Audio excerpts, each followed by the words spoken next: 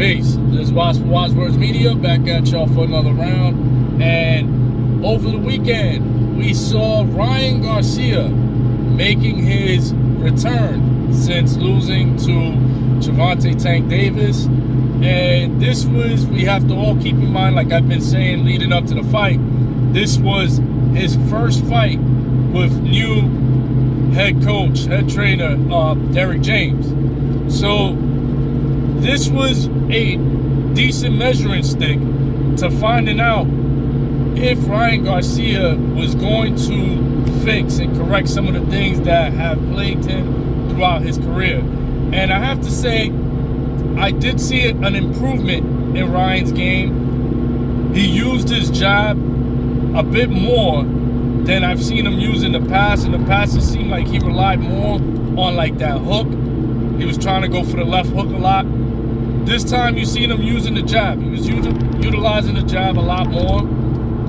And one thing that he was doing was he was trying to do this Philly shell. But that Philly shell, he was practically almost turned backwards. So what it did was, instead of putting the shoulder, because with Floyd doing the Philly shell, he put the shoulder in your center line. So Floyd's shoulder pointed into his opponent's chest. So that shoulder was aiming directly at his opponent's chest. In this version of Ryan Garcia's Philly shell, you see that Ryan Garcia's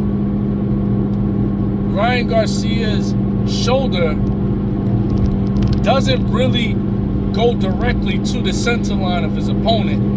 It's directed more towards the opposite shoulder, towards another shoulder of the opponent, which causes Ryan Garcia to have the back of his head exposed to the front of his opponent. What this did was it made it very hard for Duarte to utilize certain punches that he would have had in his arsenal, because it was harder for him to reach, especially with Ryan's height. Made it kind of hard for Duarte to reach Garcia, and that's why he was punching Garcia in the back of the head, you know, on a number of occasions.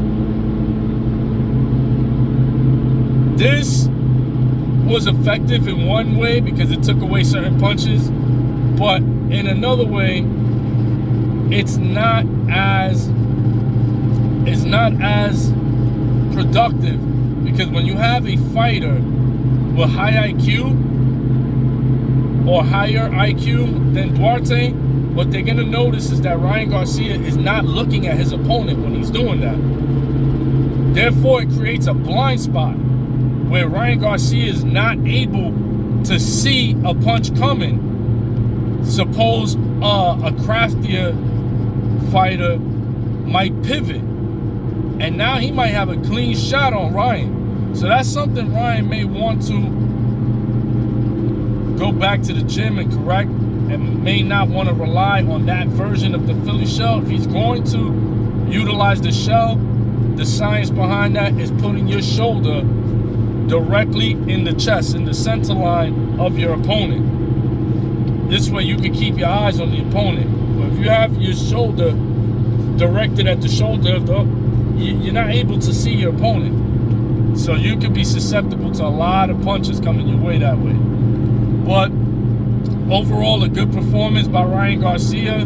You did see some of that Derrick James, like I was saying in my pre-fight video, circling around your opponent. That's something that Derrick James implements a lot. He doesn't implement like going straight forward. He implements a lot of circle boxing. So classical boxing was displayed by Ryan Garcia. You've seen him circle pivot a lot. You've seen him circle his opponent using his jab a lot. So that was good. That was good to see. It's refreshing to see that he was taking in some of this wisdom that was given to him by Derrick James. Now we just have to wait. There's rumors that negotiations may begin for the winner of Prograis versus Haney to take on Ryan Garcia. So this is what I was alluding to in my pre-fight video. A good Ryan Garcia performance, especially against somebody like this who had an 11 fight knockout streak. He had 11 fights in a row with knockouts. So we talking about a man that had a good streak going, not only a winning streak for the past few years or so, but he had a knockout streak for all these years. For him to not only not be able to knock out Ryan, but to lose to Ryan Garcia, that has catapulted Ryan's stock somewhat. And now, especially coming after Shakur's somewhat lackluster performance, and Devin Haney's what a lot of people for some reason say it's controversial against Lomachenko, coming off these performances, this puts stock in Ryan Garcia's name. Ryan actually called out Rolly, so we'll see. These are big fights. All of them are big fights. The Haney, the Rolly, Shakur, not so much. Not because of the value of the fight, but it's because Shakur Stevenson is no time soon going to be able to fight Ryan Garcia. So we can forget about that, because Ryan is even having trouble, it looks like, to make 140. So Shakur Stevenson just moved up to 135. So their weight classes away.